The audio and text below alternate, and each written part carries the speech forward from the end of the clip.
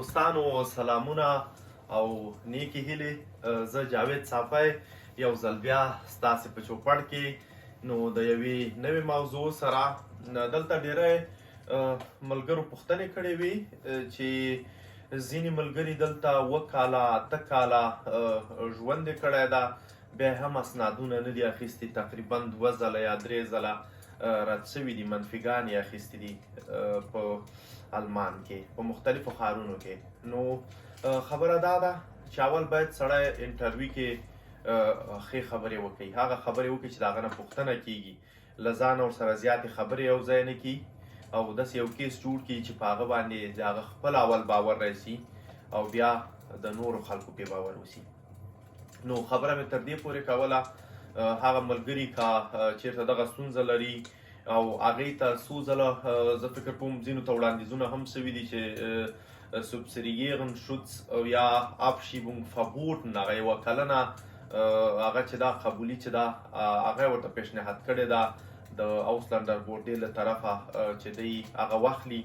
نو دی هغه هم رد کړي. نو ملګرو نه هیله کېږي چې هغه کم شی چې تاسې ته هغې پیشنهاد کوي نو همغه واخلئ، ځکه د هیڅ نه هغه بهتره ده 1 کلنه که تاسې چیرته کار وکوئ 1 کلنه په 2 کلنې باندې تبدیلیږي، بیا 3 کلنه بیا حتی تاسې کولی شئ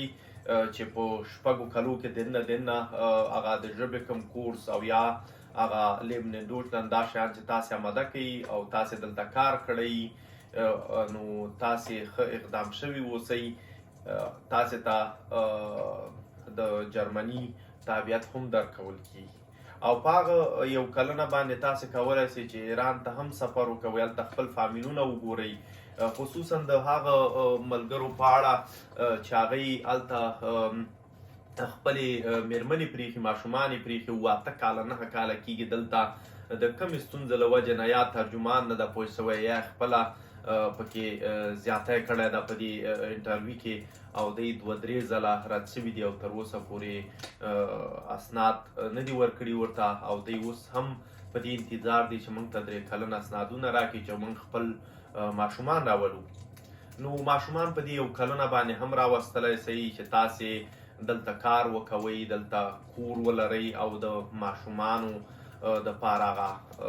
کم مقدار ځای چې په قانوني لحاظ باندې هغې ته ټاکل شوی هغه ولرئ او هغه کم د پیسو مقدار چې د هغه تاسې وګټئ او د خپلو ماشومانو مصارف وسې ښکلی، نو تاسې بیا هم کولی شئ چې هغه خپل ماشومان راولئ. نو دغه 1 کلنه هم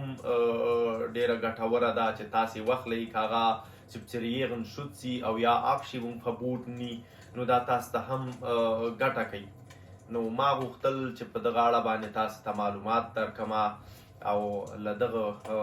هغه نه تاسې خلاص شئ چې ولا 3 کلنه زه واخلم، زه ماشومان راوستلی شمه، 3 کلنه به تاسو ته نه درکوي، نو تاسې هغه 1 کلن هم نه اخلئ. اوس خو مشکلات هم دغه دي چې تاسې کم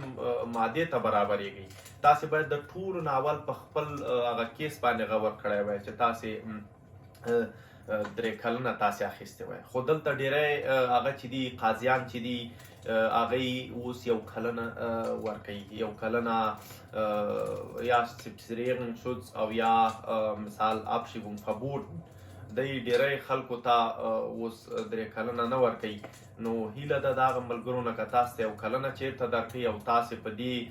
فکر کې یاستئ چې ولا په هغې باندې مې زه واړه نسم راوستلی، په همغه 1 کلنه باندې هم تاسې خپل ماشومان راوستلی شئ، تاسې باید سپین کار وکوئ او هغه کوم هغه چې تاسو ته هغوی درکوي چې تاسې باید د دغه هغه ترمنځ پیسې وګټئ یا معاش ولرئ، نو تاسې خپل ماشومان دلته راوستلی شئ. نو دا ډېر بهترینه شی ده، دا 1 کلن هم ښه ده، تاسې کولی شئ چې خپل ماشومان پرې راوړئ او که نه یو چکر ایران ته لاړ شئ، خپل واړه ایران ته راوغواړئ او یا کومه بله لاره جوړه کړئ چې تاسې خپل ماشومان وینئ او که تاسې اسناد ونه لرئ نو تاسې په هیڅ وجه نسئ کولی چې خپل واړه وینئ، نو دا به ډېر غټ ظلم وي خپلو ماشومانو سره. نو هیله ده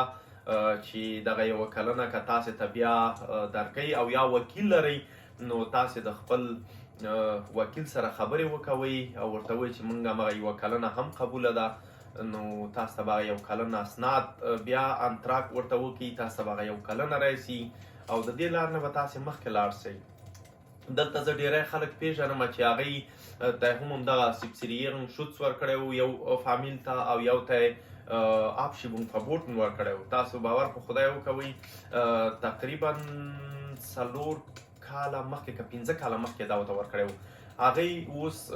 دایمي اسناد لري. اوس تقریبا یو 3 میاشتې مخکې کېږي چې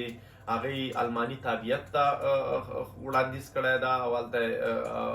انتراک یې ورته ورکړی ده. نو اوس انتظار باسي چې هغوی ته الماني تابعیت ورکړي. دا هم کېږي، نو دې کې هېڅ ستونزه نشته ده. زه بیا هم تاسې نه هیله کوم چې هغه یو کلنه چې هغه هم واخلئ، هغه هم ښه ده. په وخت تېرېدلو سره تاسې ته نور هغه راځي،